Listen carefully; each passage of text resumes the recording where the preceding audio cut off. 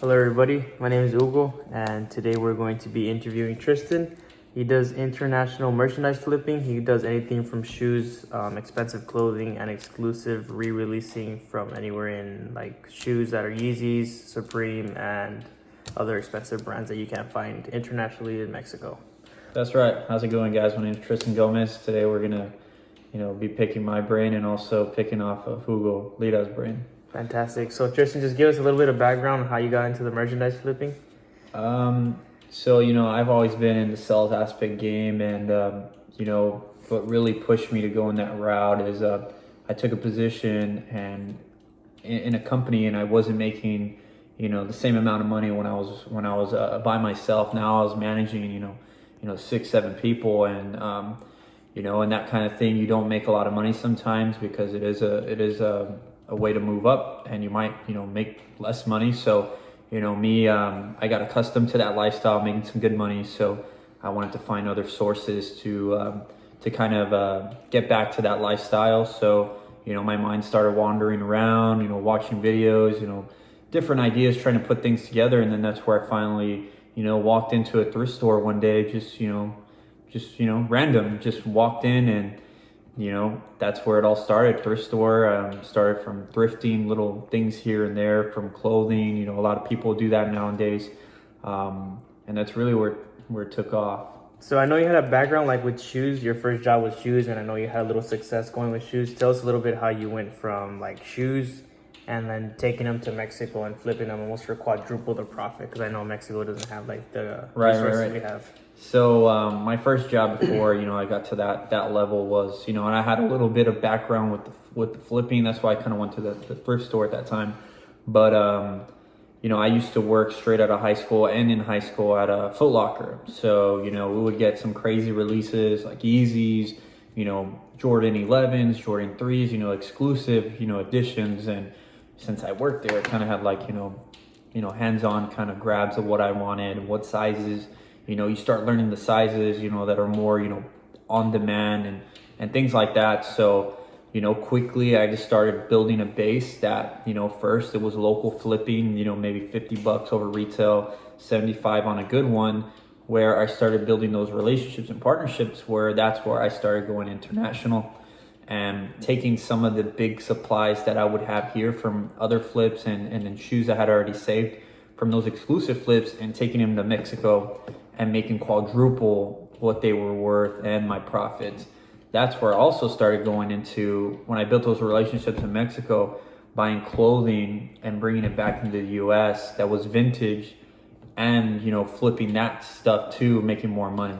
Fantastic. Another thing I wanted to ask is, what are some of the dangers you face, or maybe not dangers, but some of the obstacles you face, maybe like localizing, finding the right clients? Maybe is it a niche, or is it just anybody in general wants those kind of merchandise? It did take a while. I mean, just like anything, it doesn't happen overnight. So you do have those self-doubt, like, I have all this inventory and stuff here, and, nothing's moving. So you do have that, anxiety stuff that, you just feel like you're going to fail, but, it's just part of the plan. Just, keep going, stay positive, things will happen. So one of the big things was that, we're buying so much in bulk, and sometimes it would sit there for a long time.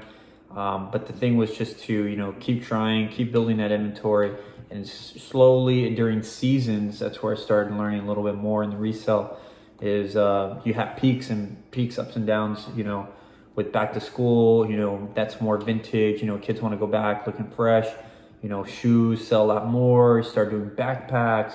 We started doing a lot of crazy stuff. So, it is also about going back to, that relationships and building partnerships, them getting you into different niches. Like you said, a lot of people right now, I really don't do clothes anymore just because it's just so saturated. A lot of people, think clothes when they want to resell. Right. And everybody does that now. And one of the big risks was, I would buy clothes from the pound from Mexico in big bags.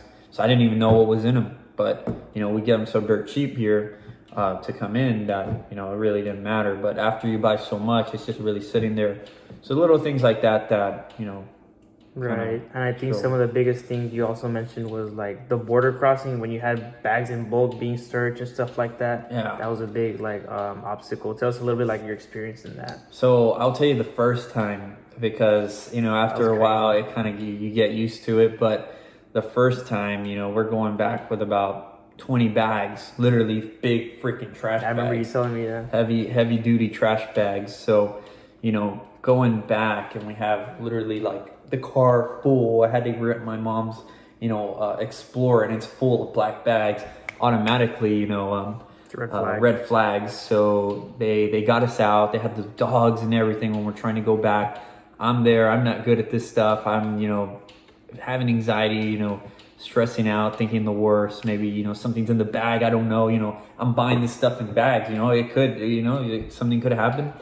So they searched every single bag. They took out all the clothes, and it was truly one of those memorable experiences along the way of growing pain. Right. Something I'll never forget.